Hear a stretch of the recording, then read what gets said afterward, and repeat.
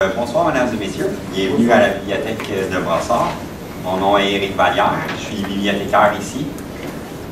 Ce soir, nous sommes fiers de vous présenter la deuxième de 3 conférences sur le thème de la diaspora québécoise et la Nouvelle-Angleterre, histoire d'une complicité sportive avec l'essayiste Vincent Filleteau.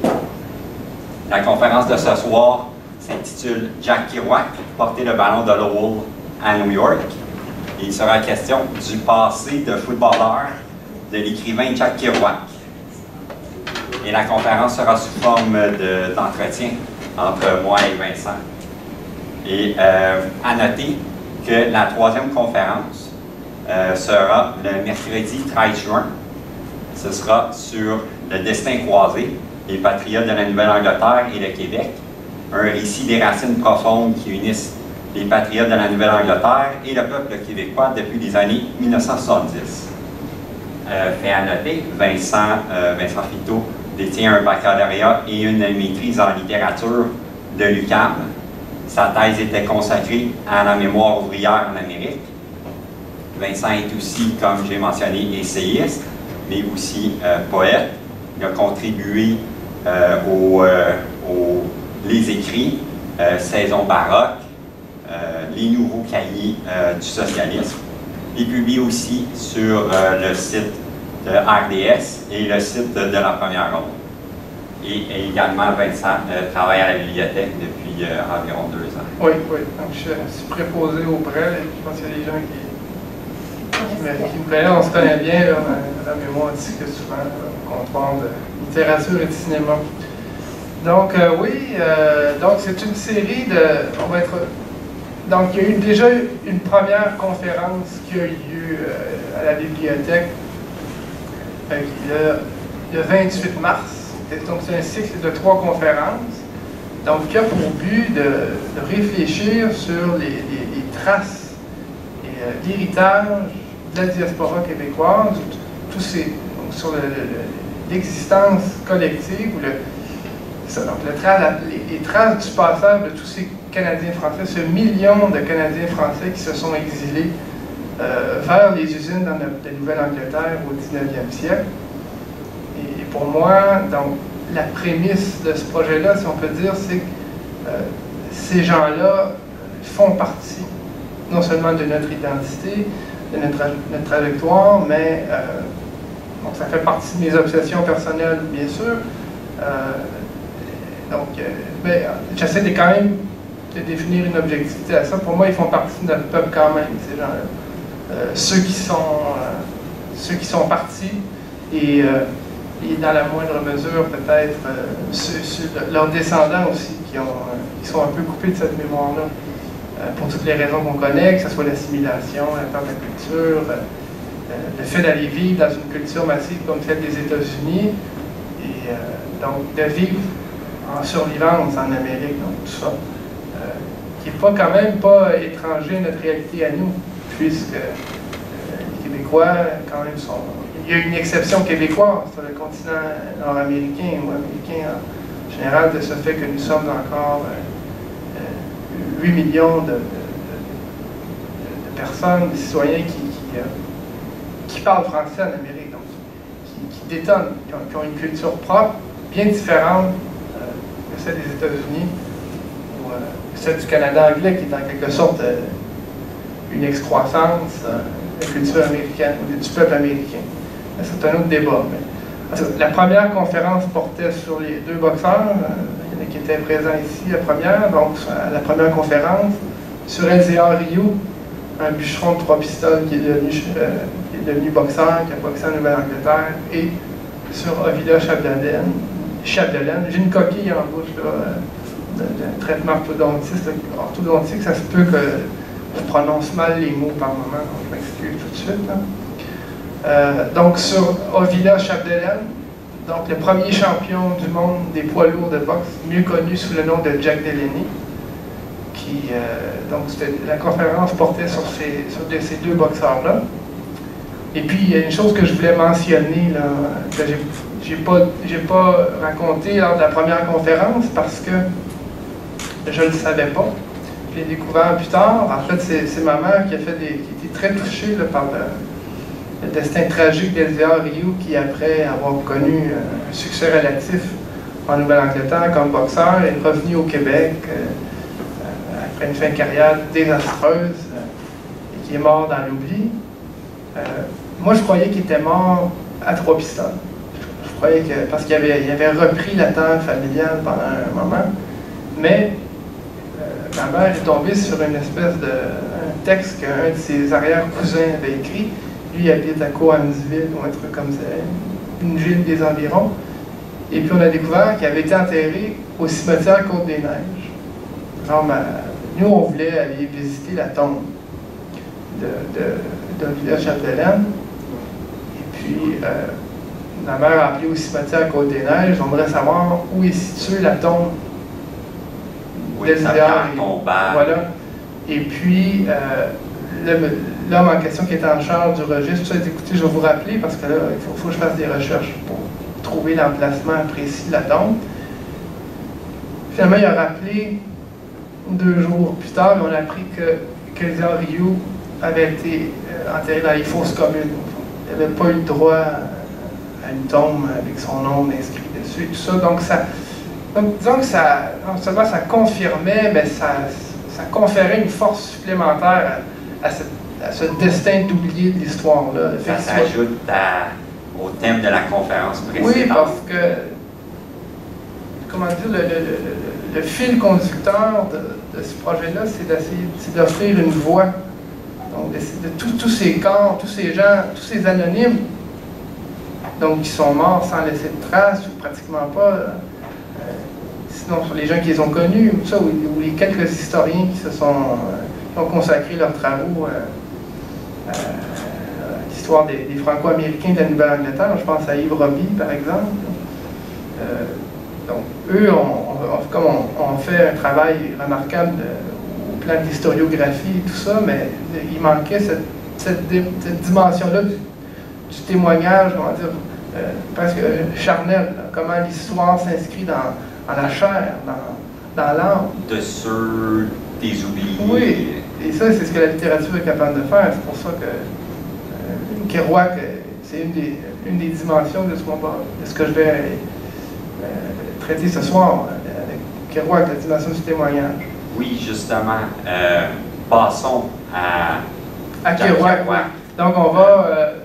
donc, pour bien contextualiser tout ça, l'exode des Canadiens français, moi j'ai eu l'idée de présenter les 10 premières minutes du film d'Herménégilde Chiasson, intitulé Le Grand Jack. Donc c'est sorti en 88, un peu après la première rencontre internationale Jack Kerouac qui avait eu lieu à Trois-Rivières et tout ça. Donc c'est une époque il y a 30 ans, mais maintenant, où on avait vraiment revisité les racines québécoises de Jack Kerouac. C'était le début. Oui, dans ce film-là, on interview justement M. Kerouac. Oui, on voit son passage au sel de la semaine en 67 avec Fernand Séguin. Donc, sans plus tarder, on va vous présenter ce...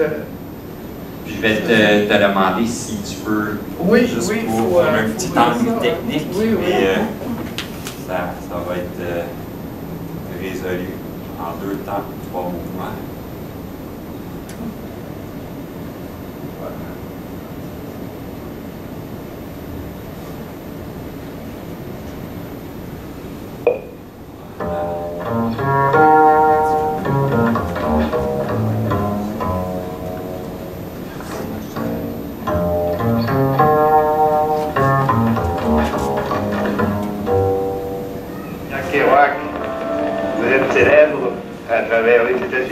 Par les 16 ouvrages que vous avez publiés. Vous êtes traduit dans 47 pays, 17 maintenant.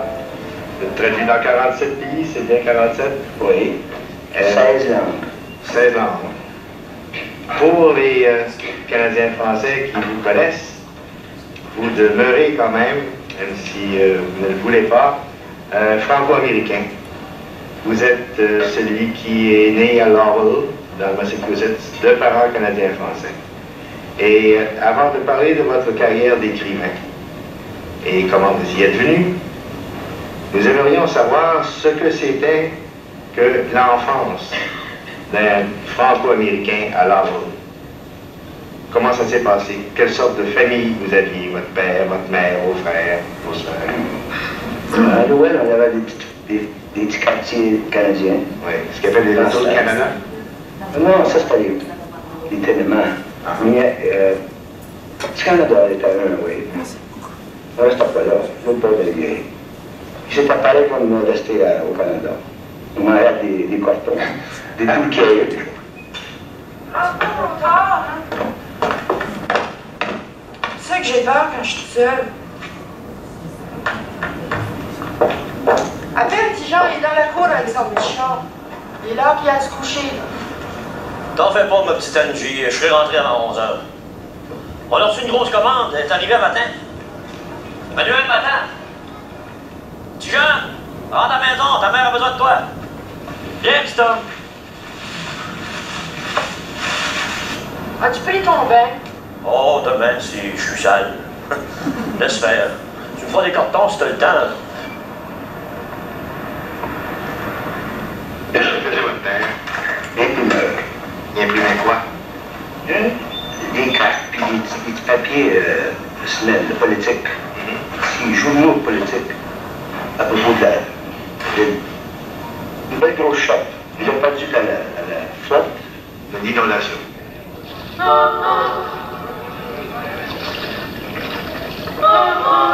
Par un après-midi de grisaille, ma mère et moi on est allés se promener afin de voir pourquoi l'école était fermée. Ma mère me tenait la main.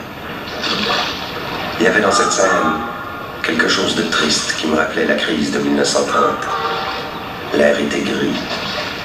Ça sentait le désastre. Mon doux petit Jean, regarde la grosse flotte qui va arriver. Ces méchantes grosses rivières-là, quand il y a bien de la neige qui fond dans le nord au printemps. Que c'est qui va arriver? Personne ne sait.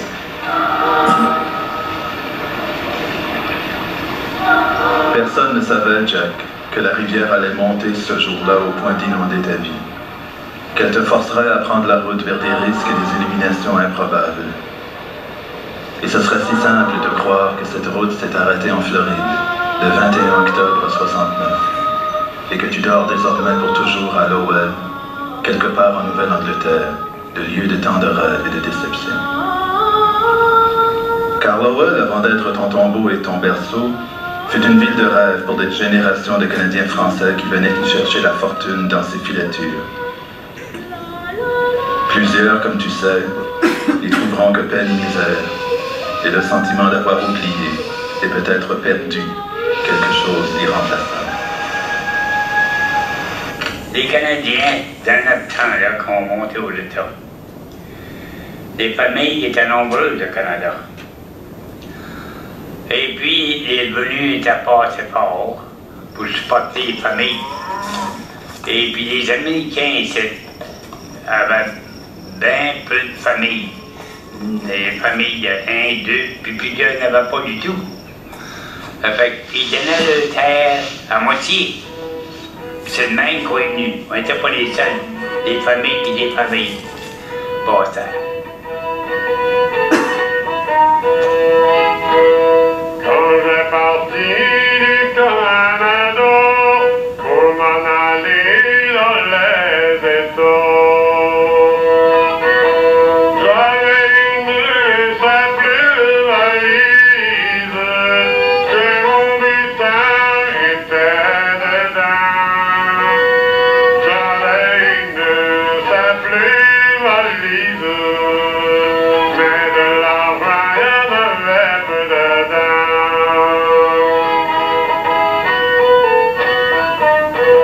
Je me rappelle très bien qu'un matin très tôt, on entend frapper à la porte. Et puis ma mère va ouvrir. Et puis là, tout étonné, elle voit son cousin, Abélard Ricard, qui venait de Trois-Rivières. Elle dit, comment as-tu pu faire pour te rendre jusqu'ici? Ah, je suis ici avec ma gang. On a eu bien de la misère. Mais il y a quelqu'un qui vous connaissait, qui venait nous conduire jusqu'ici. Écoute, Joséphine, pourrais-tu trouver un moyen qu'on puisse venir coucher ici ce soir? Parce que on ne sait pas pantoute où aller. Mon père était assez heureux de trouver un travail de manœuvre de ce cousin qui n'a pas tardé à connaître le tissage. Et ça a été le cas d'un nombre infini de gens qui arrivaient du Canada à l'improviste, sans aucune préparation et sans argent. Et il y a eu là une aide extraordinaire entre les gens. Et après ça, bien mon Dieu, le bonhomme qui arrivait avec 5 ou 6 enfants, il y en avait là-dedans qui en ont 3 ou 4, peut-être 5, parce qu'on commençait à travailler à l'âge de 12 ans. Mais ça prenait généralement 1 année ou 2 avant de s'adapter d'une façon convenable. La première journée qu'on a été école anglaise, mon frère et moi, on n'a jamais entendu parler un mot anglais. Et quand le père nous a débarqué à l'école, les enfants sont venus à nous autres, et puis commencent à parler, je ne sais pas que c'est disait, par exemple. Et puis mon frère, d'un bout, il me dit à moi, il dit, Wilfred, comment ça se fait qu'ils ne parlent pas comme nous autres? Je ne me rappelle pas qu'on a dit un mot de la journée. On est petit, ben, on marque les autres, tout de même, ça fait ça.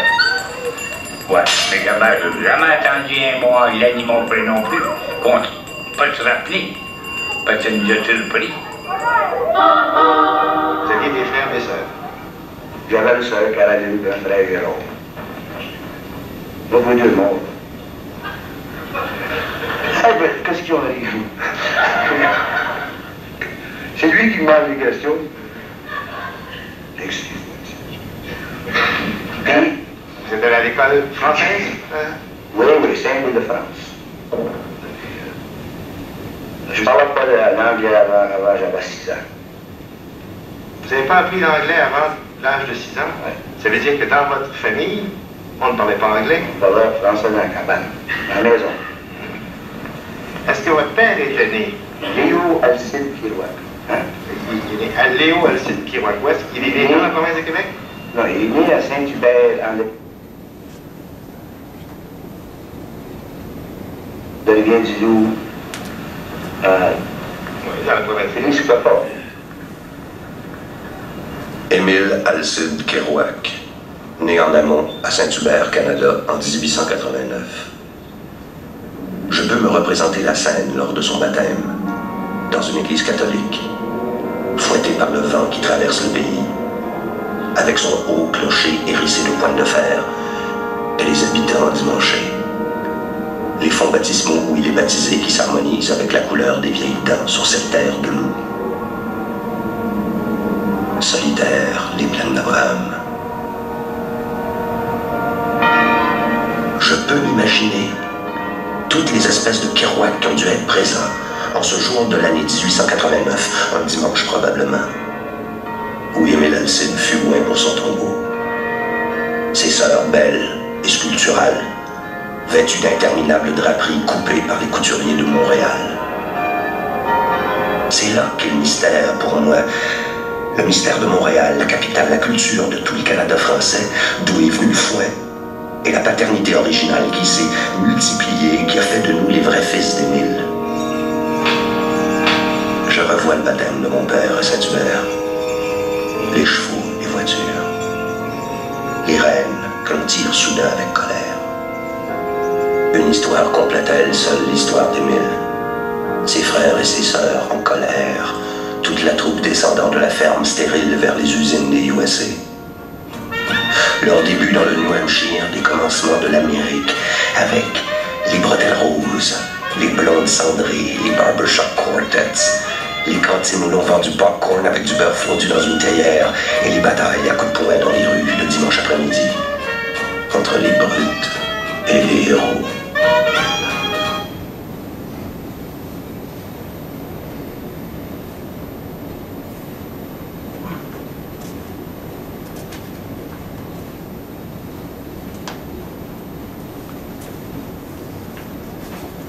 Alors, après avoir vu cet extrait du film où on voit un peu le portrait de ces gens-là qui ont immigré aux États-Unis, en Nouvelle-Angleterre, toi, Vincent, est-ce que tu pourrais nous parler un peu comment c'était la vie à Lowell? Oui, donc, juste pour décrire, là, pour le bien fondé de tout cela, la présentation, donc, Lowell, c'est une ville industrielle de Nouvelle-Angleterre qui a été fondée, la date officielle qu'on donne en 1826. Donc, c'est une ville qui est située à 45 minutes de Boston, scindée en deux par la rivière Merrimack. Et où vivent beaucoup d'immigrants, des immigrants qui habitent là, qui ont été attirés par cet appel de l'industrialisation des États-Unis, donc qui s'est fait notamment en Nouvelle-Angleterre. Et donc, il y a beaucoup de Canadiens français, des Irlandais, des Polonais, même des Grecs, donc, qui vivent chacun là, en communauté assez fermée à Lowell, et où la communauté en nombre la plus importante, c'est évidemment celle des Canadiens français qui, à Lowell, là, pendant un certain temps, jusqu'à l'inondation de 1936, où on l'a vu, qui marque vraiment le déclin là, des Canadiens français devenus franco-américains en Nouvelle-Angleterre. Donc, il y a beaucoup de gens dont le père de Kerouac, qui était imprimeur, Kerouac le mentionne, que son père a perdu. Il a rebâti par la suite, mais ça, donc, il n'a jamais connu le même succès qu'au temps de sa première imprimerie. Donc, il a perdu la première imprimerie dans l'inondation. Et puis ça, pour celles qui ont lu Kerouac, toute la partie de son œuvre consacrée à la mémoire de la Nouvelle-Angleterre, savent à quel point cette inondation-là revient souvent. Elle hante Kerouac comme toute la mémoire de la Nouvelle-Angleterre, mais on voit que chez Kerouac, il y a quelque chose une espèce de châtiment biblique qui atteint le peuple canadien-français dans cette inondation, un peu comme ça fait penser au livre de Job dans la Bible, pour ceux qui connaissent l'histoire. Job est un entrepreneur prospère, qui est très pieux, qui croit profondément en Dieu, et qui a un comportement irréprochable. Et puis, un jour, Satan va voir Dieu et lui dit la seule raison pour laquelle Job est si pieux, c'est parce qu'il a tout. Enlève-lui les gens qu'il aime, ses possessions, et puis tu verras qu'il ne croira plus en toi. Donc, tout le mythe de Job consiste à... On suit toute cette lande des possessions. Mais Job ne perdra jamais la foi en Dieu. Et puis, on sent que ce mythe-là est très, très, très présent dans la conscience de Kerouac, dans son œuvre. Et puis moi, je le conçois un peu Kerouac comme un Job avec des épaulettes de football. Il y a une espèce d'un Ulysse de Nouvelle-Angleterre, un Ulysse de Lowell, qui tente de retourner toute sa vie dans sa terre natale, sans vraiment y parvenir. Et on voit dans l'extrait qu'on a vu, où il y a vraiment un passage d'un roman de Kerouac où il parle des plaines d'Abraham, de la mémoire canadienne-française, l'obsession pour Montréal, l'obsession pour la patrie perdue. Donc, ce qu'on va commenter aussi ce soir, c'est cette espèce d'incapacité de s'enraciner. De Kerouac. L'écriture a été aussi, souvent, il y avait un certain Clément Moisan qui a écrit un livre sur Kerouac, qui s'appelle L'écriture comme errance chez Kerouac. Il y a certainement une partie de son œuvre qui peut être consacrée à l'errance dans la mesure où Kerouac n'a jamais vraiment trouvé son centre de gravité, ou s'il y en a eu un, il était hors de lui.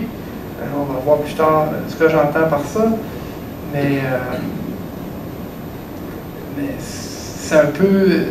Il y a faire fausse route, j'ai l'impression, c'est l'errance par défaut d'enracinement.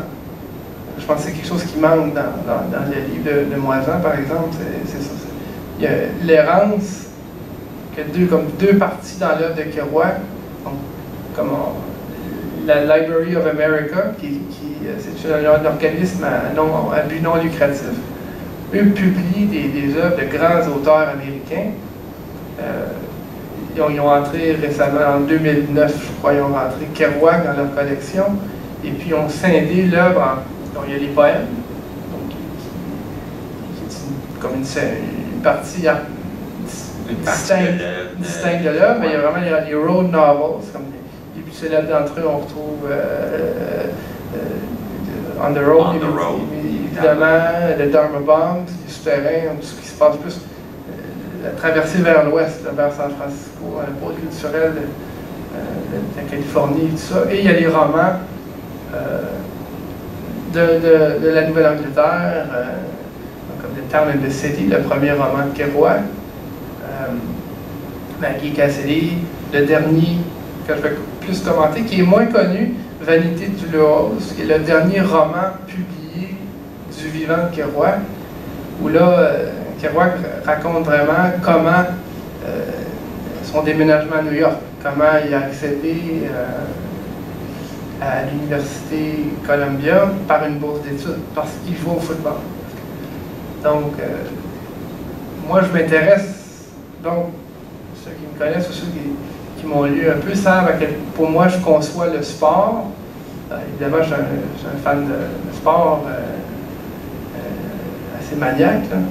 Mais je ne le conçois pas uniquement comme une pratique physique ou une discipline ou un simple divertissement comme c'est en train malheureusement de le devenir. Je conçois le sport d'abord et avant tout comme un lieu de mémoire, un phénomène de mémoire, de transmission et d'enracinement aussi dans une réalité. Kerouac n'a pas pratiqué le cricket, il a pratiqué le football et le baseball. Principaux. Donc, deux sports nationaux. Probablement que les États-Unis sont le seul pays où il y a deux sports nationaux. Bon, le baseball, le football. Oui, c'est ça, le baseball et le football. Bon, le football a pris plus la place dans les dernières années 50, là. Mais le baseball demeure quand même leur passe-temps national. Leur passe-temps national, comme on dit. Et puis, pendant le baseball, donc, je l'avais mentionné dans la conférence précédente, mais un des travaux qui me guide le plus dans mes recherches, ça demeure encore le film de Ken Burns sur le baseball. Kerouac a joué au baseball. En passant, je pense qu'on aurait dû en parler. Là. Malheureusement, il n'a pas été question de ce passé-là, de cette partie-là du vécu de Kerouac. Ça aurait été intéressant oui, nulle part on en entend parler. On entend plutôt parler de son expérience en tant que joueur de football. Oui, mais je parle dans le documentaire de Ken Burns, il aurait été intéressant de ça comme ça. Ajouter Kerouac. Oui, d'ajouter Kerouac dans le projet. Oui, bien sûr. Ouais. Mais dis-moi, Vincent, est-ce que tu peux nous parler un peu de ton vécu? Est-ce que tu as déjà été à Lowell? Oui, ben, en fait, c'est ça. C'est une longue introduction, là. Mais oui, c'est sûr que, comme dit Pierre Neveu, grand essayiste québécois, biographe de Gaston Miron, pour écrire sur quelqu'un, lui il parlait surtout de Gaston Miron, il faut avoir de l'amour pour lui. Donc moi, j'écris sur Kerouac depuis un peu plus que 10 ans. Je ne serais pas assis devant vous ce soir si je n'avais pas lu Jack Kerouac à l'adolescence, comme bien des jeunes hommes de l'Amérique qui ont commencé à lire, qui ont commencé à écrire parce qu'ils ont lu Kerouac. Je suis loin d'être le seul. On est peut-être des centaines de milliers à avoir connu un destin semblable, à avoir été profondément marqué par Kerouac. Donc, moi, ce qui est intéressant, c'est que justement, Kerouac, ça a toujours incarné une espèce de figure de réconciliation pour moi. C'est parce que moi, j'ai joué au baseball pendant 10 ans, et j'ai toujours voulu devenir écrivain. Mais je voulais jouer au baseball aussi. Donc j'ai beaucoup de similitudes, disons, à nos destins. Je ne deviendrai certainement pas aussi célèbre que lui, mais... ça reste à voir. Ouais. Donc c'est sûr qu'il y a un attachement émotif dans mon rapport à Kerouac, mais qui n'entrave pas non plus toute l'étude, l'analyse ou l'approfondissement de l'œuvre de Kerouac en regard de toutes ces considérations-là sur l'héritage canadien-français de son Amérique. Mais oui, pour répondre à ta question, je suis allé à Lowell. Puis, tu as trouvé aussi la tombe de Jack Kerouac. Oui, il y a bien des gens qui... Ça aussi, c'est comme un espèce de passage obligé pour... Parce que tu as une anecdote intéressante oui, à raconter en donc, lien avec... ça fait partie on est parti, ça fait quelques années de ça, j'étais allé voir les Red Sox de Boston, les grands amours de Jack Kerouac, d'ailleurs, les Red Sox de Boston.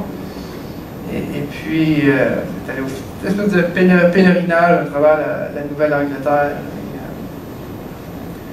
Et puis, c'est là que j'ai vraiment pris conscience pour la première fois de cette présence-là, de cette immense trace, ou j'aurais dire de ces traces-là au pluriel, de la diaspora québécoise en Nouvelle-Angleterre. Puis on est descendu on est parti, on logeait à Cape Cod à ce moment-là, on est monté vers Lowell, on est passé par les villages entourant Lowell, et j'ai vu la ville industrielle, la Merrimack, toutes les vieilles usines, certaines qui sont désaffectées, tout ça. Il y avait déjà une fascination assez immense pour les usines désaffectées, au point où j'en ai fait... j'ai écrit mon mémoire de maîtrise, c'était consacré justement à la mémoire de l'Amérique post-industrielle. Donc c'est sûr que ce passage-là, où je passais à Lowell quelques mois avant d'entrer en maîtrise, donc ça a eu une grande incidence dans mon parcours de chercheur, d'écrivain, si je peux m'attribuer un tel titre.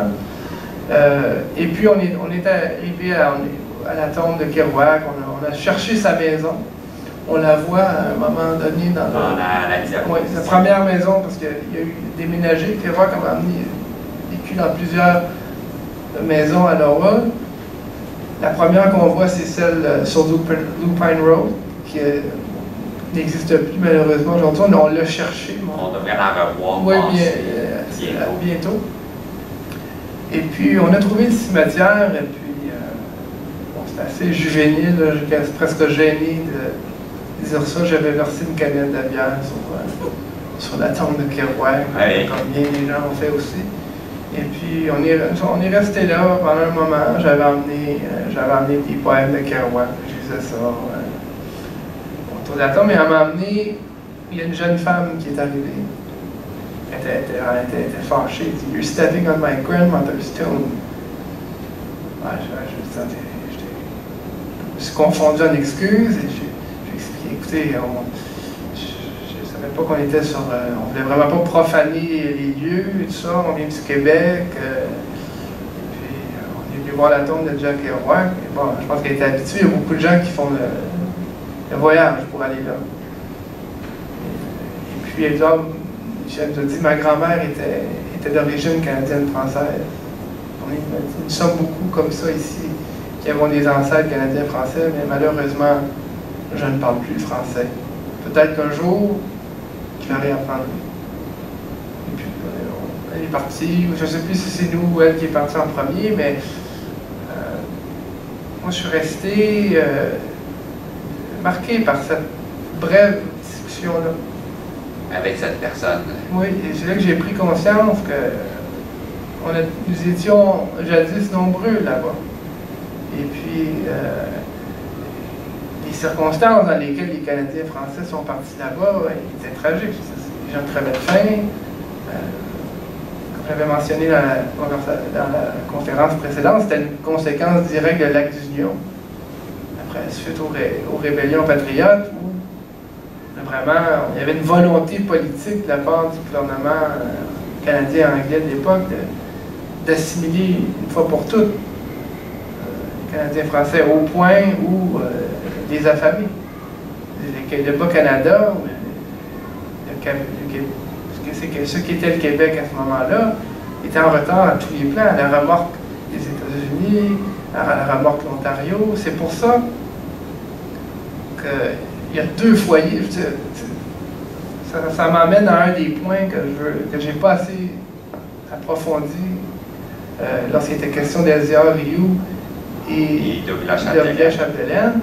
C'est la question de l'américanité du Québec.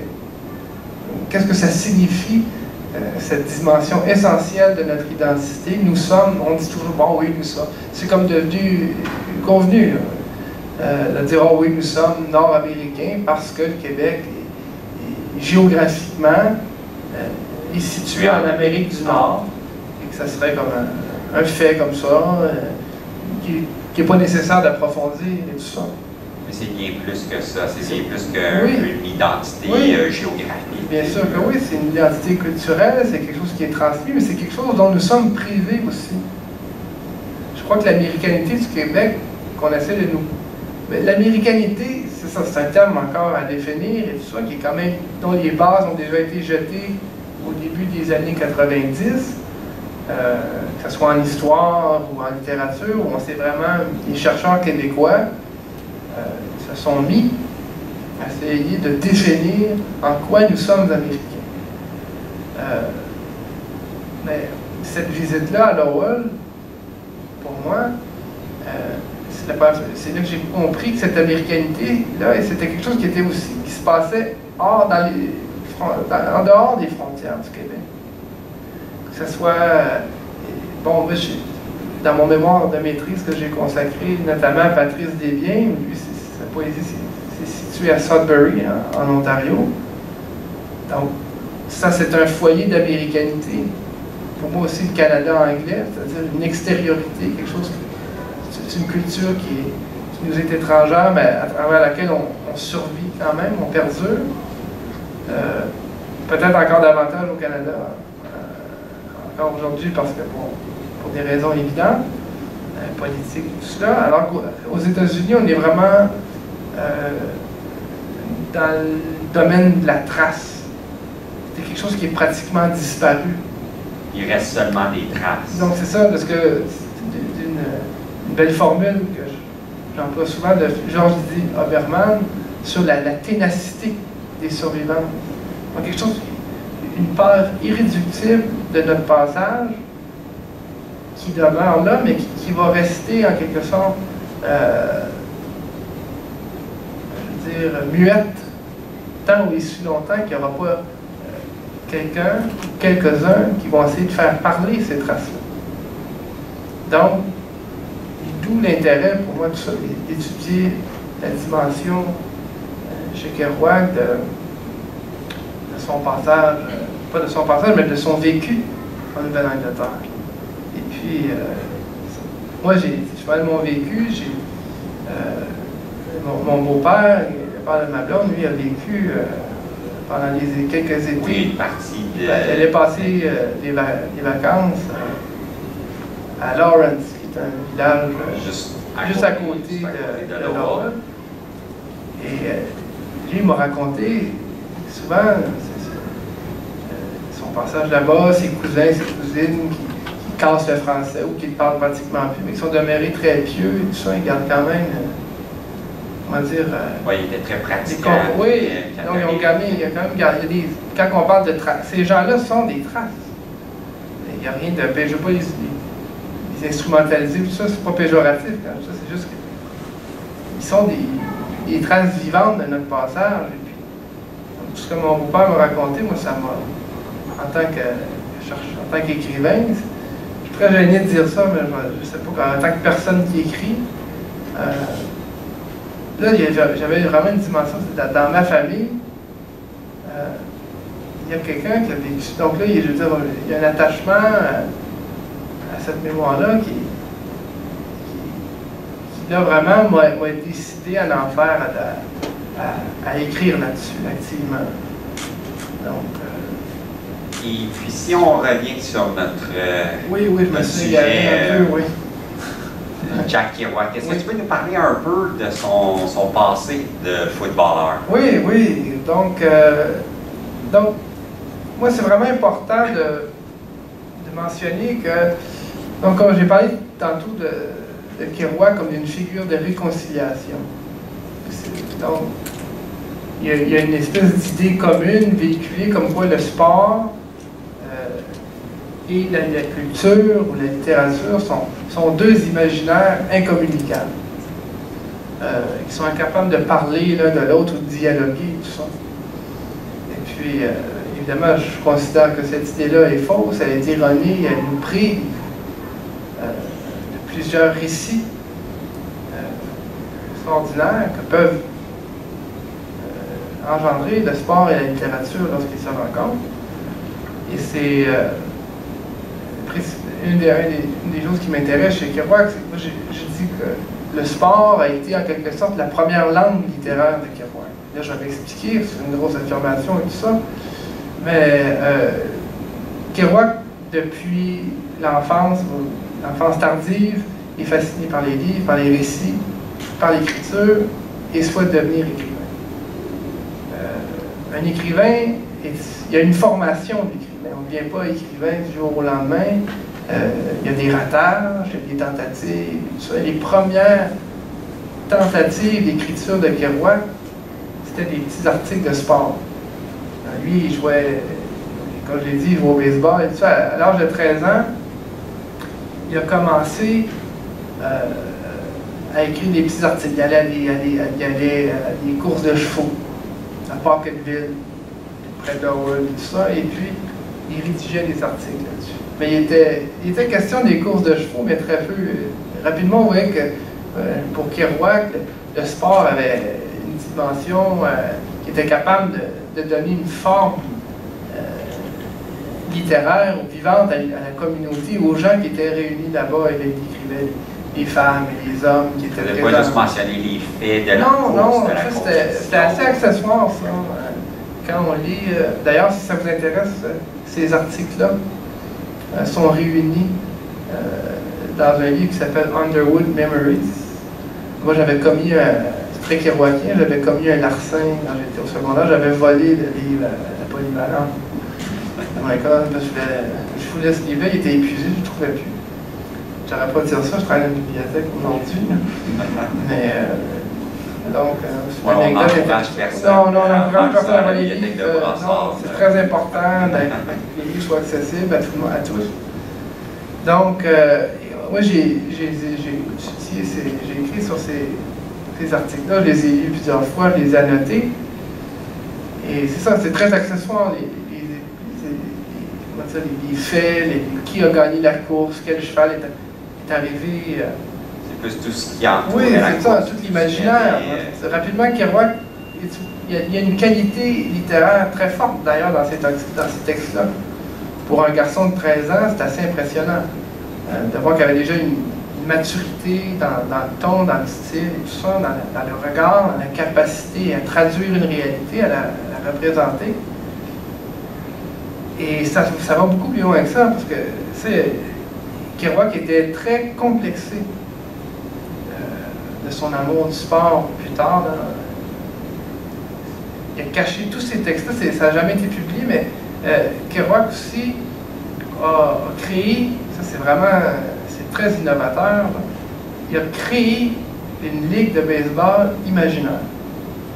Oui. Donc, il est comme. Avec des faux noms d'équipes. Des faux noms d'équipes qui étaient vraiment ancrés dans l'imaginaire américain d'après l'Amérique industrielle. Il y avait les Boston Fords, les Pittsburgh Plymouth.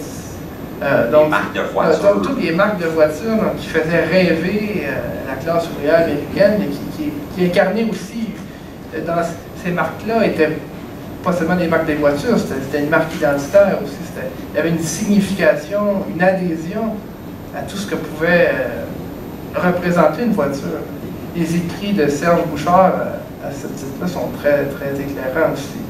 Dans son dernier livre, là, Les yeux tristes de mon camion, on sent que Kerouac et Bouchard auraient pu discuter longuement de voitures des années 50 et tout ça, parce qu'il y a toute une signification esthétique profonde sens profond du terme de la sensibilité. Kerouac percevait dans ses... Donc, il y avait un joueur, j'ai oublié son prénom, qui était une espèce d'alter ego de Kerouac, qui jouait pour les Boston Fords. Donc, il jouait dans un stade qui ressemble assez, comme le Fenway Park, la cathédrale de Nouvelle-Angleterre, et tout ça. Et jusqu'au point où tous les joueurs avaient des statistiques, et il a comme créé une espèce, pour ceux qui connaissent l'exercice. C'était tout imaginé. Oui, ça n'existait pas. Et il vendait ça. Son père l'encourageait là-dedans. Son père était imprimeur. Et puis il imprimait les petits journaux et Kerouac vendait ça donc, dans les rues de Lowell à qui voulait bien les acheter et tout ça. Puis donc, après ça, Kerouac va continuer, même quand il va arriver à l'université, il va s'impliquer au sein du journal étudiant. Il va continuer à écrire sur le sport, mais la signature kerouacienne est très présente dans ces textes-là quand même. C'était pas un exercice en parallèle de tous les textes plus littéraires que Kerouac écrivait à l'époque. Le texte qui m'a marqué, le jukebox. Elle est en train de sauver l'Amérique. Donc, il y avait des textes pour ça. Kerouac, tu vois, à travers les objets, tu sais, il y avait vraiment une identité, une recherche de l'américanité déjà chez Kerouac, une volonté de s'enraciner dans la réalité américaine à travers les symboles de l'Amérique. De toute façon, c'est les appropriés. Les symboles propres oui. à la communauté américaine aux États-Unis, la voiture, le jukebox. Et le football, le baseball, tout ça. Ouais. Kerouac caricaturait pas ça du tout. C'était pas une caricature, c'était vraiment, il y avait un approfondissement de ces significations-là. C'était pas des... Bon, c'est sûr qu'il y avait, je pense qu'il y a toujours eu une naïveté que je trouve charmante chez Kerouac, une espèce de charge assez kitsch dans ses écrits de jeunesse, mais qui est quand même gardé dans certains textes, surtout lorsqu'il est dans les livres comme Vanité du Laos, surtout. Mais là, on est en présence d'un écrivain mature aussi. Je pense qu'il y a une espèce de kitsch. C'était son dernière œuvre. Oui, c'est ça. On voit que là, cette kitsch-là est plutôt assumée. Il y a un travail autour de ça qui est très avant-gardiste parce que beaucoup d'écrivains américains qui vont reprendre ces motifs-là dans les années 80 avec ce qu'on appelle le keymark realism et tout ça. Mais pour revenir à la question, sans trop s'égarer, que représentait le football aussi pour Jack Kerouac? Ça c'est une des questions qui guide mes recherches en ce moment, parce que tout ça, c'est pas seulement un projet de conférence, c'est un projet de livre. Pour moi, les conférences, c'était pour me forcer à écrire, m'obliger à écrire tous les jours sur ça. Donc, pour Kerouac, moi, la notion de field est très importante. Pour moi, s'il y a un irréductible, il y a quelque chose d'intraduisible, quelque chose qui ne passe pas dans la langue française quand on essaie de traduire. Un terrain de football, un terrain de baseball, on perd toute la dimension du field, du sol. Mais du sol dans cette espèce de sa pureté rurale, d'une certaine façon, qui n'est pas... qui est comme épargné encore de l'industrialisation, tout ça, ou de l'urbanité.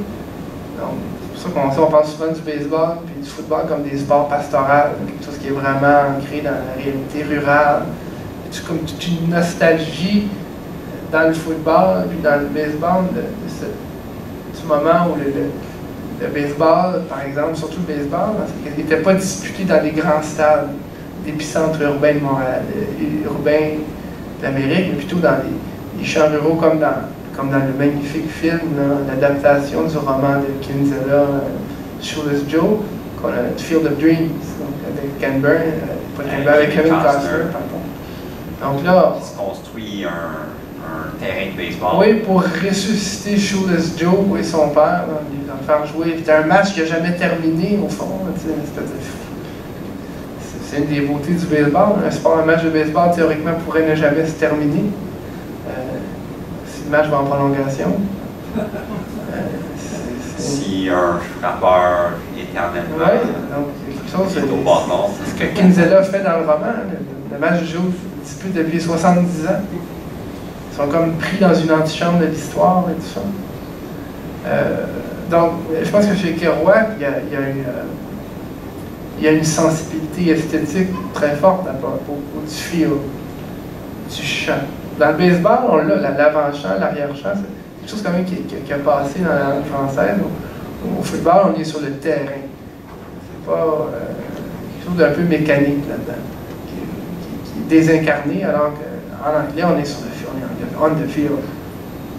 Donc, vraiment, la dimension pastorale du sport est préservée. Donc, tout ça pour dire que chez Kerouac, la pratique du football est une volonté d'enracinement. C'est très clair dans Vanité de Dulose, par exemple. Il y a plusieurs passages. Il y a un passage, je me rappelle, où Kerouac est visiblement victime d'une commotion cérébrale. Le terme n'existait pas à l'époque. On disait que le joueur était ébranlé, ils ont le choc-up. Et là, il est confus sur le terrain, il raconte toute la mémoire de ses ancêtres, afflue en lui, toute la mémoire, et pas juste la sienne, celle de tous les gens qui ont habité là-bas, comme si, en quelque sorte, le terrain de football se transformait en vaste cimetière où il n'y a pas de tombeau. Une espèce de fosse commune, justement, où les morts reprennent leurs droits, tout ça, pendant quelques instants. C'est très puissant, ce passage-là, dans le roman de Kerouac. Je me rappelle, c'est resté. Ça m'a habité longtemps, ça m'habite encore, ce passage-là. Parce qu'il faut dire, je veux dire en toute franchise, j'ai longtemps eu une culpabilité d'aimer le sport. Cette espèce d'incommunicabilité dont je parlais plus tôt. Je la vis encore par moments. Je dis, j'ai des gens que j'ai connus plutôt dans mes années universitaires, les anciens amis, ou du moment où quand j'ai commencé, je suis chroniqueur sportif aussi, j'ai écrit sur la mémoire du sport, moins sur l'actualité sportive, mais sur comme si des articles de fond. Oui, des articles de fond. J'ai écrit sur Tom Landry, sur une photo de Tom Landry. Le texte est disponible sur RDS si ça vous intéresse. Là, la signification de cette photo-là. Le sport, pour moi, c'est un objet littéraire très, très riche. Et pour ces gens-là, vous voyez, je trahissais en quelque sorte la noblesse de la littérature pure. Alors que ce que j'ai aimé chez Kerouac, c'est que cette idée de pureté est inexistante. Il y a une profanation, une dimension profane très éclairante, très féconde. Puis ce passage-là sur le terrain de football, où la mémoire des ancêtres s'empare d'un Kerouac confus qui semble pris entre plusieurs réalités, en une confusion temporelle aussi, comme si le passé, le présent, le futur se condensent. Il y a cette possibilité de faire ça avec le sport. Je pense à Kerouac aurait mis cette phrase-là de Steve Sabol, qui est le créateur de NFL Films. C'est une des grandes puissances du mythe du football aux États-Unis quand on essaie de comprendre ça. NFL Films a joué un rôle essentiel, déterminant dans cette créer une mythologie du football et tout ça. Il dit, si je vais traduire, il dit, Sabol dit, imaginez avec ce qu'on arrive à faire quand on fait du cinéma, avec quelque chose d'aussi complexe que deux personnes qui tombent amoureuses avec la musique, tout ce qu'on peut faire quand on représente ça. Maintenant, imaginez ce qu'on peut faire avec un jeu aussi complexe et stratégique que le football. Cette phrase-là, je la trouve puissante. Quelque chose dans l'œuvre de Kerouac qui rejoint cette espèce de puissance mythologique du sport. Je pense que son œuvre, malheureusement, l'œuvre Je pense que ça aurait pu être Kerouac est mort. Ouais, vous verrez la notice nécrologique. Kerouac est mort très jeune, à 47 ans. 47 ans, oui. Un ange brûlé par l'alcool. Et les excès, il avait les nuits folles, tout ça, comme la chanson d'Offenbach. Donc, je pense que c'est quelque chose que Kerouac aurait pu approfondir encore davantage. Cette puissance mythologique du football dans son œuvre, dans sa volonté d'enracinement. Et avec toute l'humilité que je peux avoir par rapport à ça, moi je me considère un peu comme le dépositaire de ce projet inachevé. Je pense que c'est quelque chose que moi-même, en tant que personne qui écrit, j'ai envie de... Ça me travaille beaucoup quand j'écris cette puissance-là. Je la ressens quand je l'ai lu chez Kerouac, chez d'autres écrivains qui ont écrit sur le sport. Il suffit de lire le magnifique essai de John Updike sur Ted Williams, Hob Fan, Big Kid, Adieu, qui a été... Vous pouvez trouver gratuitement d'ailleurs sur le site du New Yorker. Où là, l'inscription culturelle du sport, ou la signification que peut avoir ce phénomène étrange où des gens se rassemblent dans un amphithéâtre, dans un stade, et tous ensemble partagent des souvenirs propres par rapport à l'équipe qui les affectionne. Et parfois, je me rappelle, quand j'étais jeune, on allait... Un des grands deuils de ma vie, ça a été le départ des Expos de Montréal. Je me rappelle, on assistait à une cinquantaine de matchs par année avec mes parents des Expos et même davantage. Quand mes parents ont eu, avec des amis, une espèce de projet fou de sauver des Expos. Donc, il s'est fait donner beaucoup de billets et tout ça. Et je me souviens que mon père, il discutait toujours avec les hommes plus âgés, ces petits vieux, comme on les appelait. Il spottait toujours un homme âgé dans la foule, puis ils jasaient de baseball ensemble. Et puis, ça, c'est magnifique. Il y a comme tout un moment de transmission.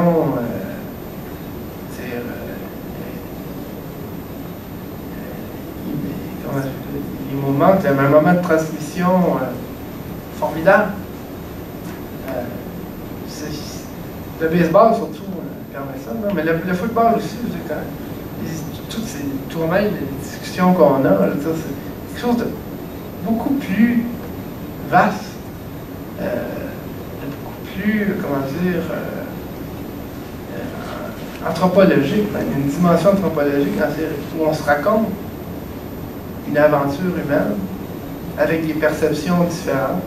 Chacun on partage. Et puis en se parlant, on fait une espèce de florilège, je peux dire, de la mémoire sportive. Je pense que chez Kerouac, dans ses fictions de baseball et tout ça, je pense que très jeune, il a senti ça. Il était habité par cette force, presque mystique, ce mystère-là de la mémoire sportive. Et puis, Vincent, est-ce que tu peux juste nous parler un peu de cette carrière-là qu'il y a eu Jack Kerouac au football? C'est une... oui, parce que... Comment il s'est retrouvé à jouer au football? Oui, c'est... Kerouac jouait pour les Dracut Tigers de l'Ouest. C'était l'équipe locale. Oui, il était très populaire. Kerouac était une vedette locale. Ça, il était quand même assez jeune avant l'université. Vers de 13 à 16 ans, 17 ans, à l'époque, on accédait à l'université très jeune, vers 17, 18 ans. Pardon. Et puis, Kerouac est un porteur de ballon extraordinaire. Kerouac, c'est un avant-gardiste, il faut le rappeler. Il a développé des techniques d'entraînement qui était avant son temps. Il avait développé une discipline, une hygiène de vie qui était vraiment contraire à celle des athlètes de l'époque. Si on pense un peu plus tard à un Mickey Mantle ou à un Ted Williams qui fumait, qui faisait le party et tout ça. Lui, il s'entraînait sur les pistes de course de Lowell tous les jours. Il mangeait, il y avait une diète faite de protéines. Un peu comme on retrouve aujourd'hui, mais c'était pas du tout dans l'air du temps. Kerouac avait comme eu une espèce d'illumination. En avant de son oui, dans laquelle il dit si je veux devenir le meilleur athlète possible. Concentrait toute sa préparation. Oui, donc il savait que ça prenait une discipline, un engagement de tous les jours. C'était un bon joueur. Oui, et puis il a développé une technique. À l'époque, l'idée de bloquer un joueur en baissant la tête, en frappant au ventre, c'était pas quelque chose qui était... On faisait ça souvent par erreur, mais on a réussi à par erreur, on a compris que ça pouvait être efficace, mais Kerouac en a fait une technique. Donc c'est ce que les observateurs de l'époque on dit. On dit. Et puis, il y a un coach légendaire de Columbia qui s'appelle Lou Dribble, qui s'est présenté à m'emmener à un moment donné à Lowell pour voir Kerouac jouer. Donc, il a attiré l'attention quand même d'une. Oui, comme je disais, il y a des gens qui se déplaçaient pour voir Jack Kerouac, le petit Canadien français de Lowell, jouer au football. Donc déjà, il était comme destiné à être célèbre. On avait déjà parlé de ça. Il rêvait. À l'époque, les Patriotes de la Nouvelle-Angleterre n'existaient pas encore. L'équipe, c'était les Giants de New York. Dans les années 30, c'était les Giants de New York qui étaient l'équipe favorite des gens de la Nouvelle-Angleterre et Kerouac rêvait de jouer pour les Giants. Et puis, Dribble était là, il se présente à un match des Tigers, et puis Kerouac, ce passage-là est raconté dans Vanité du Lose à la fin, là, où là, Kerouac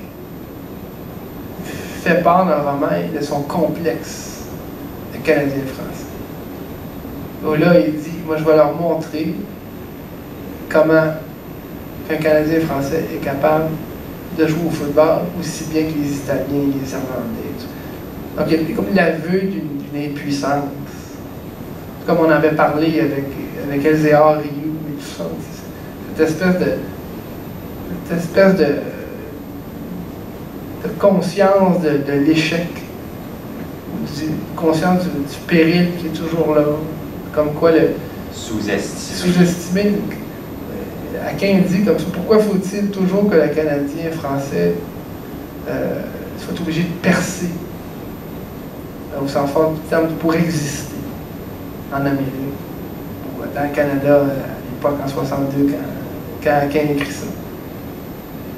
Donc, déjà là pour Kerouac, on se rend compte que dans ce passage-là, le football, il y a une contradiction, comme dans toute grande métaphore, il y a une espèce de conflit. À la fois, le football est une volonté d'enracinement, mais dans quelle mesure? En tant qu'Américain, ou en tant que Franco-Américain, ou en tant que Canadien-Français? Est-ce que pour réussir au football, dans ce passage-là où il veut impressionner le coach, qu'est-ce qu'il doit faire? Est-ce qu'il doit prouver qu'en tant que Canadien-Français, il peut réussir ou il faut qu'il surmonte sa condition de Canadien-Français pour accéder, pour devenir Américain d'une certaine façon? Et ça, cette hantise-là, ce questionnement-là de dois-je demeurer Canadien-Français? Dois-je plutôt consentir à un destin résolument américain? Cette espèce de dualité-là, ce conflit intérieur, très présent dans toute l'œuvre de Kerouac. C'est pour ça que je dis qu'il y a deux Kerouac. Il y en a plusieurs, mais il y a comme deux figures principal. Kerouac qui tente toujours de retrouver le Canada français, tout ça, et le Kerouac qui... la route de Kerouac en errance, celui qui, avec ses amis comme Allen Ginsberg, souhaite vivre dans ce que Arthur Rimbaud appelait le dérèglement de tous les sens. Oui, c'était la Beat Generation. Oui, qui est un mouvement, souvent qu'on essaie de définir, un mouvement américain, mais si on retrace les origines littéraires de ce mouvement-là, c'est un mouvement sous influence européenne. Donc, comme je dis, la figure tutélaire de Rimbaud,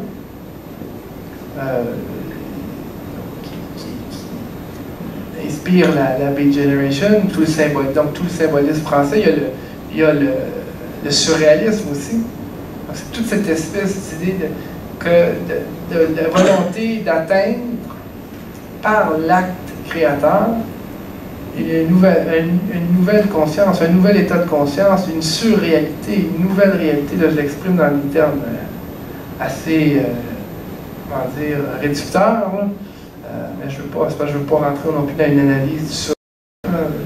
Mais, et puis, après ça, tout le sentiment de désorientation qui anime l'Europe après l'après-guerre, qui donne lieu à l'existentialisme. Donc tout ça, il faut dire qu'il y a des... je commence à perdre la voix un peu.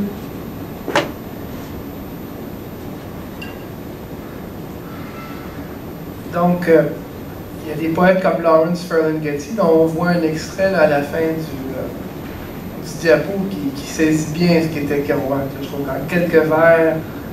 Oui, la dernière diapositive. Oui, Ferlinghetti condense vraiment l'esprit kerouacien. Donc, Ferlinghetti, lui, a étudié à la Sorbonne. Il a fait une thèse de doctorat sur Jacques Prévert. Il parle un français impeccable. Il écrit le français de la même manière. Et puis, il y a une correspondance avec la mère de Kerouac, Mémère, comme Kerouac la surnommait, la seule femme avec laquelle Kerouac a habité toute sa vie. Je vais revenir là-dessus, parce que dans toute la question de l'enracinement, la figure maternelle de Kerouac, on ne peut pas passer à côté.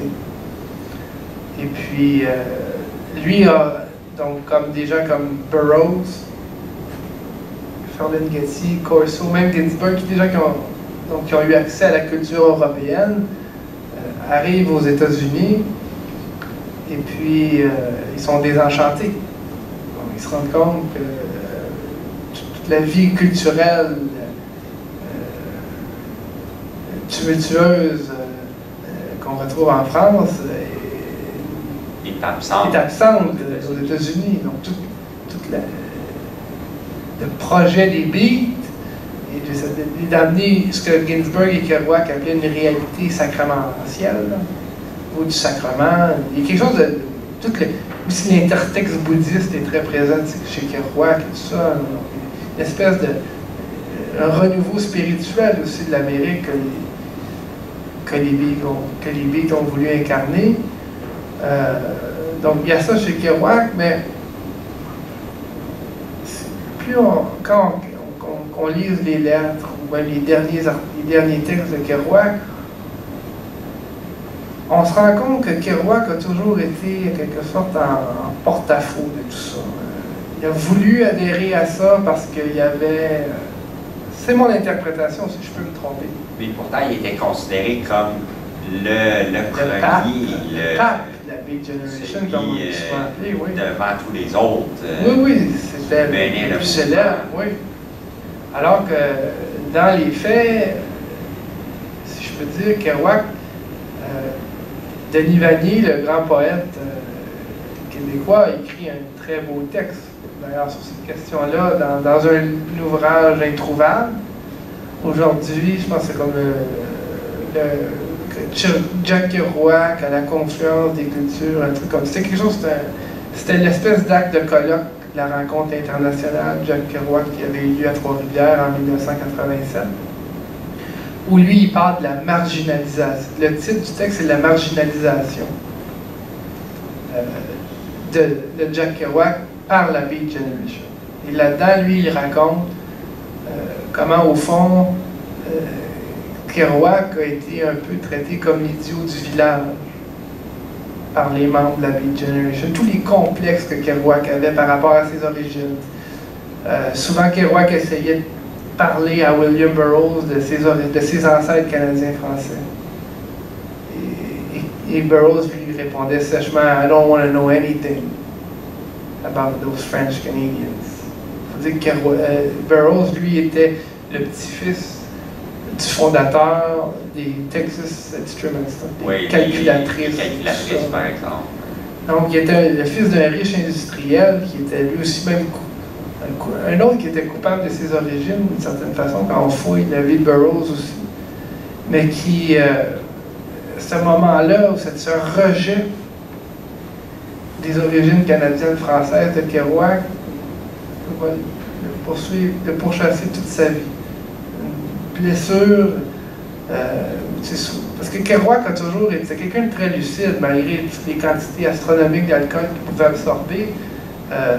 C'est quelqu'un qui était capable d'une grande lucidité. Et puis, il a toujours été conscient de son image, d'homme un peu...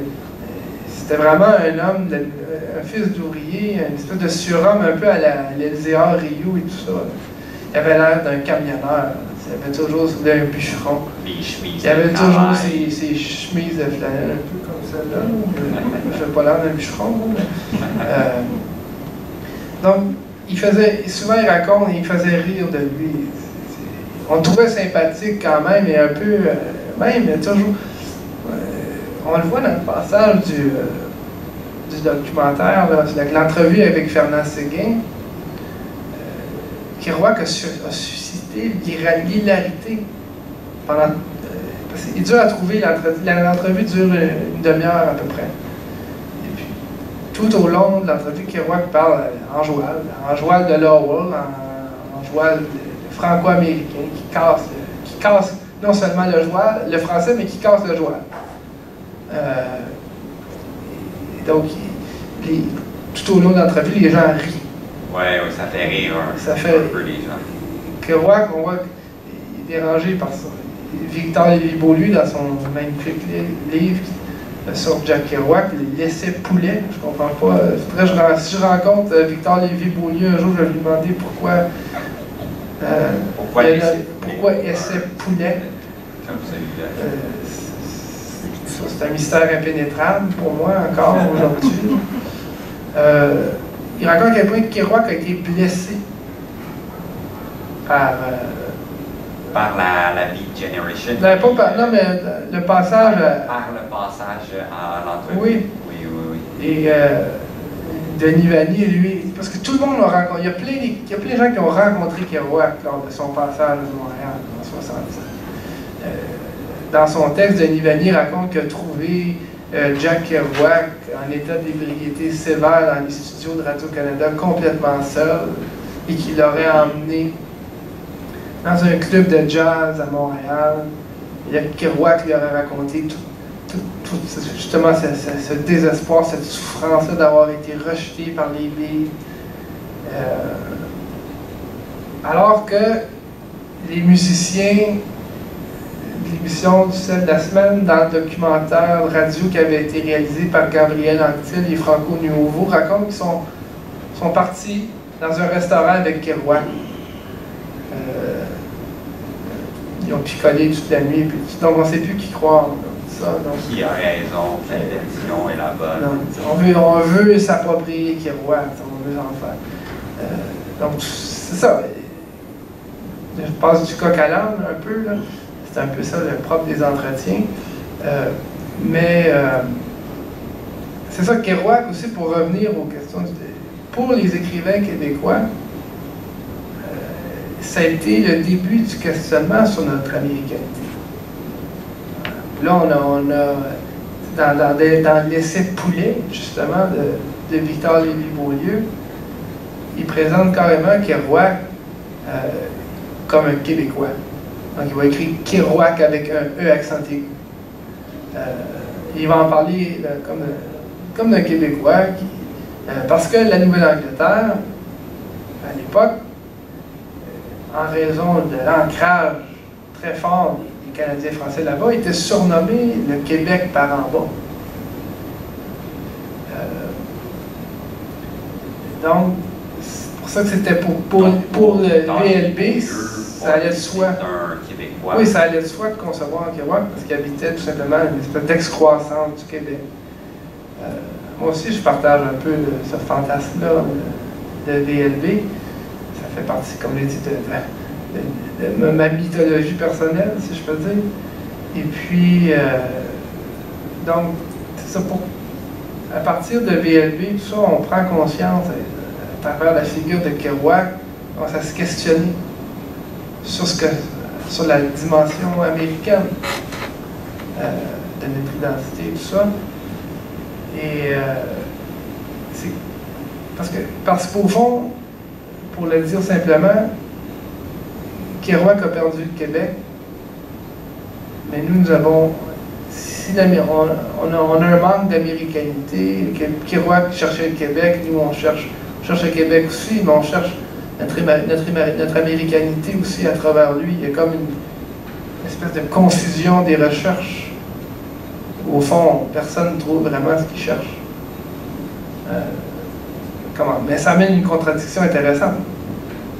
Il fait comme nous, on peut amener des réflexions comme celle de VLB ou de Livanier, tout ça. Mais donc pour revenir au passage de Kerouac au Québec, lui, après être passé à Radio-Canada, on l'a pu retrouver. La légende dit qu'il serait parti vers Saint-Pacôme, le village. Parce que lui, quand il était bien sous, il disait à ses amis, moi je puis là, les gens ne comprenaient pas. C'est un petit gars de Saint-Pacôme. Ouais. Mais il n'est jamais allé à Saint-Pacôme de sa vie. Kerouac était aussi dans un délire, d'une certaine façon. Il disait qu'il racontait qu'il était d'origine irlandaise, celtique, puis que ses ancêtres avaient abouti dans les Cournois en France. C'est là qu'ils seraient devenus des Bretons. Tout ça est complètement faux. Mais dans l'imaginaire de Kerouac, c'était absolument vrai. Et donc, lui, il va partir. C'est tragique, c'est un Ulysse manqué aussi. Parce qu'il va essayer de se rendre à Saint-Pacôme, mais il va s'arrêter dans toutes les petites tavernes sur son chemin. En ivrogne professionnel, comme il dit. Et puis, il n'y arrivera jamais. Et puis, on ne sait pas trop. Ça serait un bon sujet de roman, d'ailleurs. C'est de combler ces trous-là. Qu'est-ce qui est arrivé à Kerouac? Est-il déjà allé vraiment dans le bas du fleuve et tout ça, à la recherche de ses origines? Il y a des choses qu'on sait, c'est que Kerouac cherchait aussi à raconter dans un roman, chose qu'il n'a jamais réussi à faire, l'histoire de son ancêtre breton, François-Alexandre Lebris de Kerouac, qui lui était venu aider Montcalm en 1760, un peu à 1759, un peu avant ce qui a amené les plaines de la conquête, la bataille des plaines. On voit que Kerouac parle des plaines d'Abraham dans l'extrait, on l'a vu. C'est le vent qui souffle, c'est le vent de la conquête qui s'empare de Saint-Hubert, de Rivière-du-Loup et tout ça. À la naissance de son père, il y a quelque chose de puissant aussi. Donc, il va se présenter à Paris, dans la Bibliothèque nationale de France, avec des vêtements tout crottés, il a l'air d'un sans-abri, il est en état d'ébriété avancée. Et lui, il va aller faire des recherches sur son ancêtre. Et puis on va le foutre à la porte. Il raconte ça, je pense que... Ça fait longtemps que je l'ai lu dans Satori à Paris. Je peux me tromper aussi, là, je veux pas... c'est pas une vérité infuse que j'avance là. Mais donc, il y a cet échec-là, le retour aux origines, l'espèce de chemin initiatique vers la terre natale est un échec aussi. C'est pour ça que Kerouac, BLB, dans son essai Poulet, le décrit comme l'écrivain de l'impuissance canadienne-française. Je parlais de ça avec mon ami André, qui est photographe. On a travaillé ensemble à la rétrospective de son œuvre. Il est arrivé tantôt, puis on parlait justement du livre de Kerouac qui est sorti l'an dernier. Je pense qu'il y a 2 ans. Ça fait 2 ans que je l'avais offert à mon ami Daniel, qui est décédé un peu avant. C'est une de ses dernières lectures de sa vie. Là. Et puis, où on voit vraiment, c'est les écrits en joie de Kerouac. On avait parlé ensemble de la génétique, tout l'aspect de la génétique littéraire chez Kerouac, comment l'étude des manuscrits, comment toute la geste, il y a vraiment des gens en études littéraires qui s'intéressent, comment dire, à la geste, à l'évolution de l'œuvre, comment les manuscrits peuvent nous éclairer sur l'élaboration.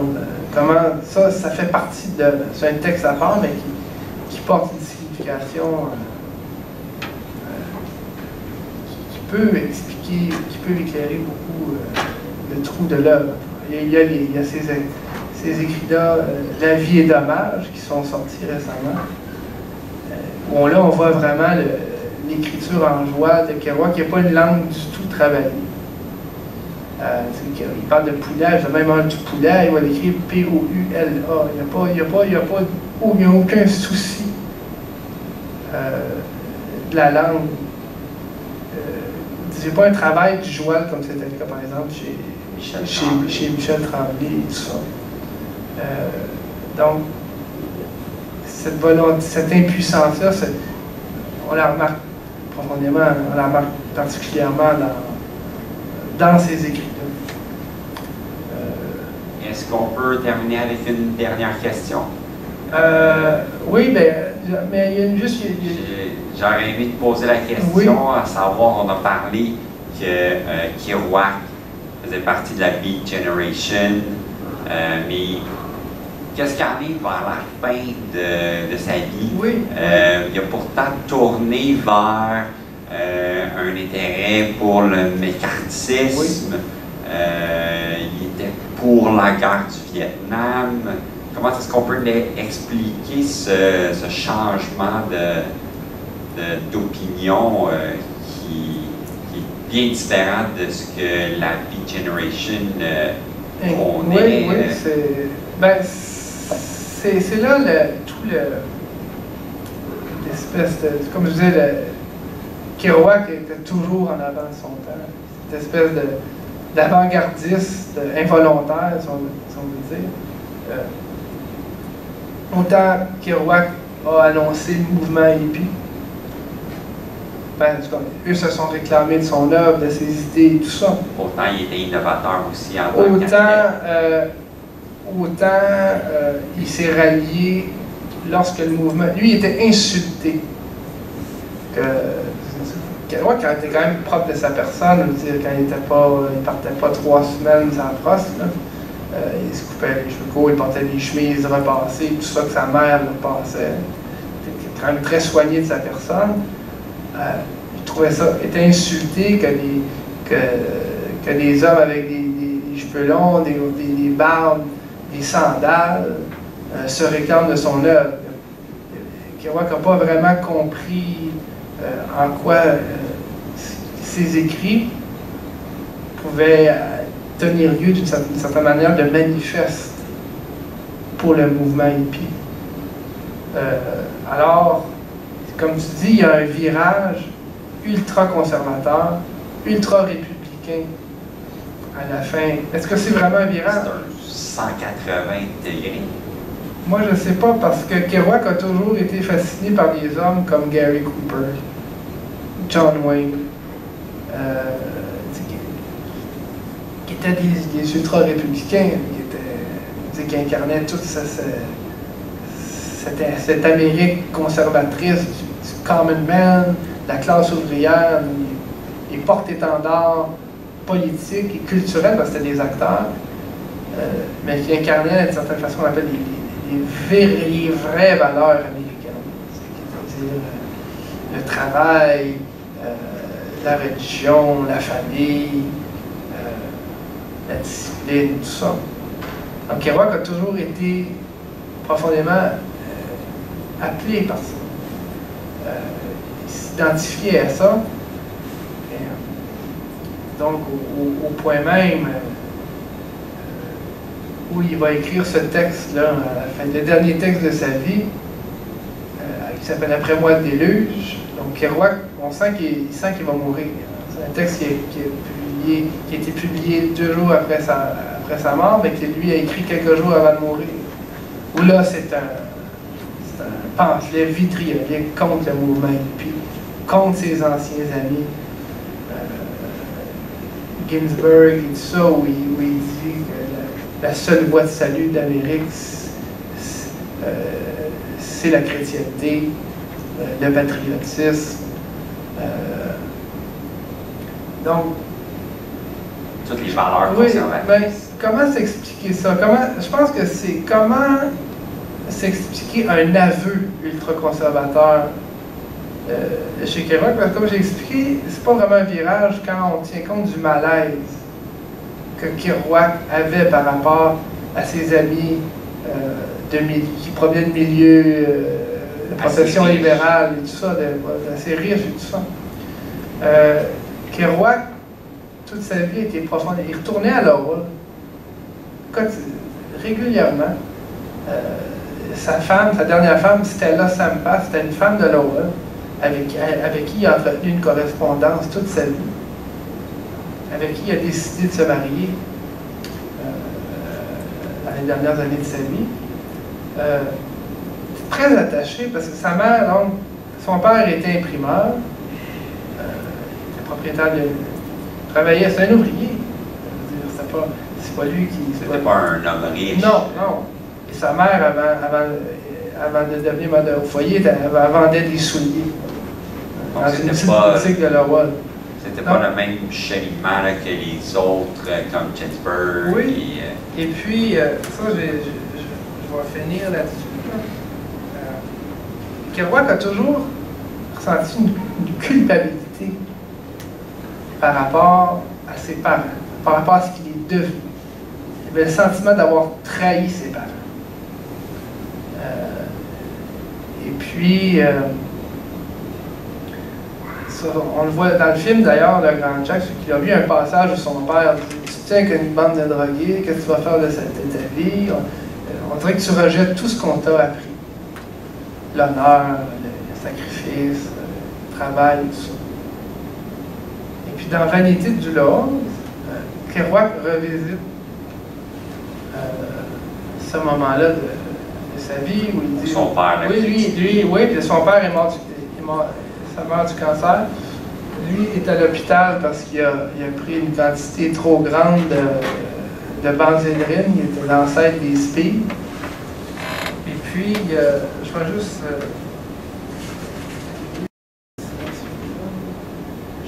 J'avais noté toutes mes citations à côté.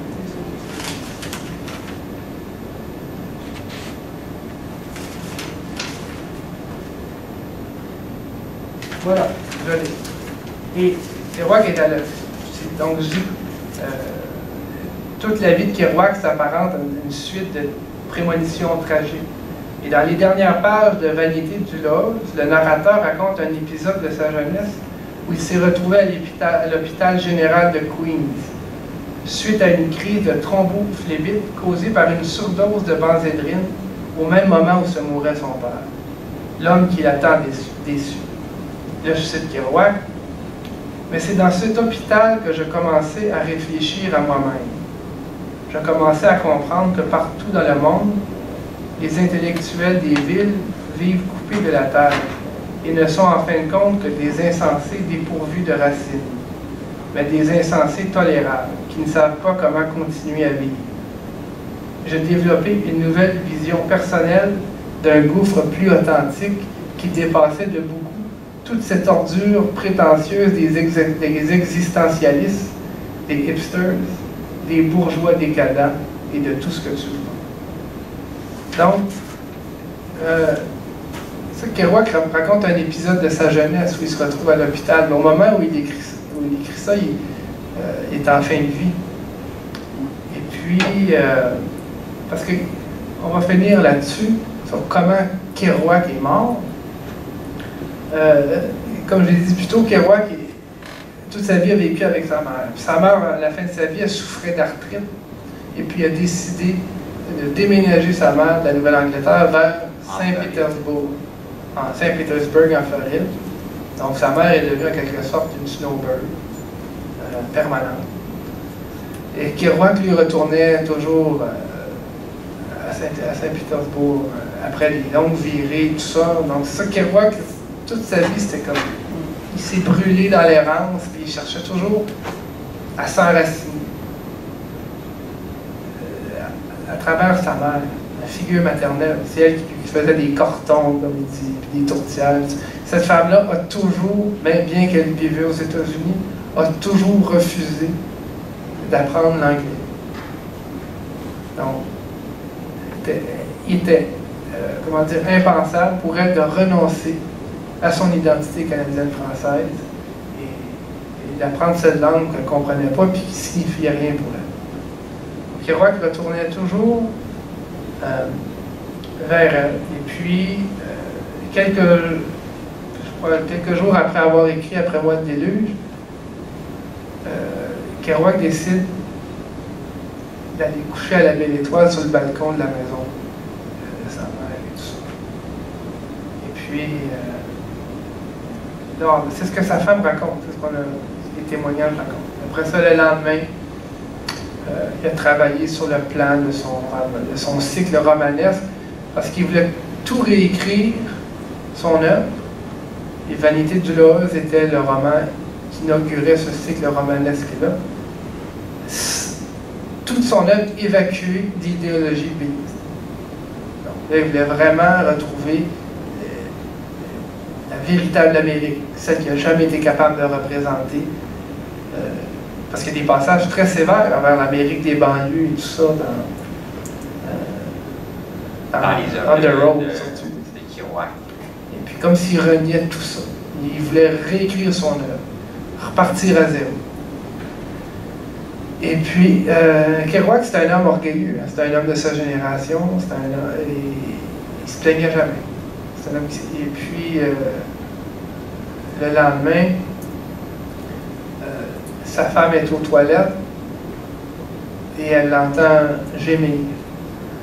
Et puis, elle ne comprend pas ce qui se passe. Et puis, elle décide. Kerouac est en souffrance, manifestement en grande souffrance. Et puis, il dit « j'ai mal, j'ai mal ». Bon, contre son gré, elle appelle les ambulanciers. La mère de Kerouac est témoin de tout ça. Et puis, Kerouac est transporté dans un hôpital à Saint-Pétersbourg. Et puis, il a été victime d'une rupture de varices œsophagiens.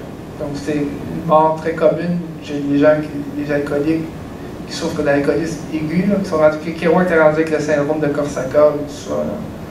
Il était très avancé, là. Il buvait en permanence. Et puis, il va mourir dans le coma. Des suites, parce que c'est une hémorragie interne. C'est des vaisseaux sanguins au fond des deux œsophages qui éclatent après une trop grande consommation d'alcool. Et puis, il va mourir dans les bras de sa mère. Et puis, je vais clore là-dessus. Probablement que certains d'entre vous connaissent le chansonnier québécois Sylvain Lelièvre. Lui a écrit une chanson sur Kerouac où il dit « Ton seul pays, c'était la route ». Moi, j'inverserais ça. Moi, je dirais plutôt, pour Kerouac, si vous me permettez de le tutoyer, ton seul pays, c'était ta mère. Parce que c'est la seule personne dans sa vie, dans son entourage, qui était capable de le ramener à travers sa seule personne à cette patrie perdue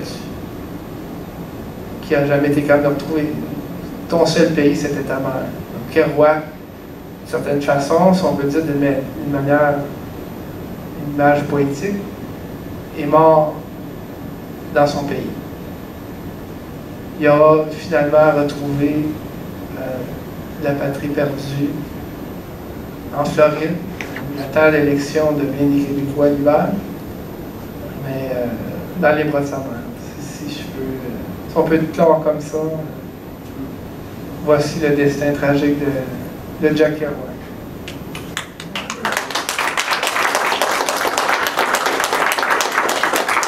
Est-ce qu'il y a des gens qui avaient des questions? Oui. Il était très bon footballeur. Qu'est-ce qui a fait qu'il a abandonné cette carrière-là, si c'est ça qui va J'ai complètement oublié de raconter ça, c'est une bonne question. C'est la raison pour laquelle nous sommes ici ce soir. Et Kerouac est devenu écrivain par défaut.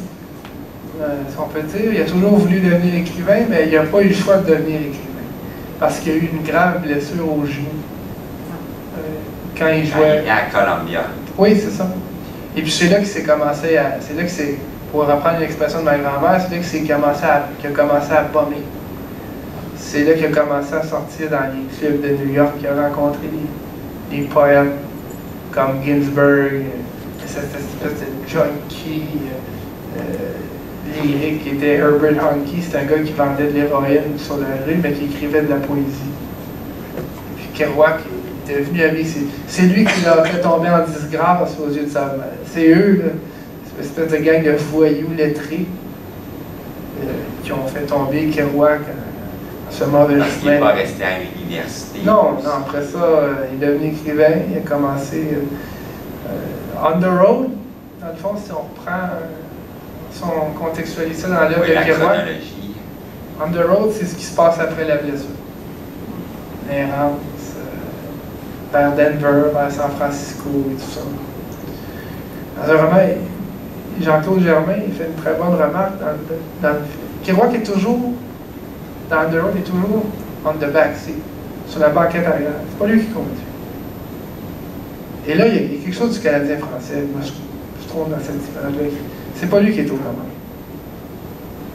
Lui, il écrit, mais au plan métaphorique, c'est quand même là. C'est quand même Kerouac qui est passager du voyage. C'est pas lui qui initie.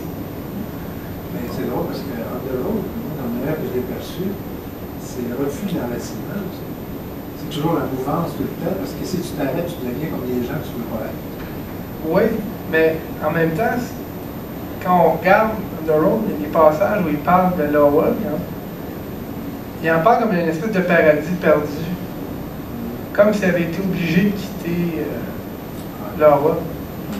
On the Road, c'est comme une espèce de destin, un destin forcé, imposé. C'est comme l'errance par défaut. Oui, c'est un peu à quelque part ce que le peuple québécois qui vit sur un plan symbolique. Nous sommes encore on the road. Nous sommes encore sur la route vers le pays, vers notre patrie, vers notre pays incertain. Nous sommes sur la banquette arrière du Canada. Nous sommes encore. On peut voir que ce titre-là peut nous.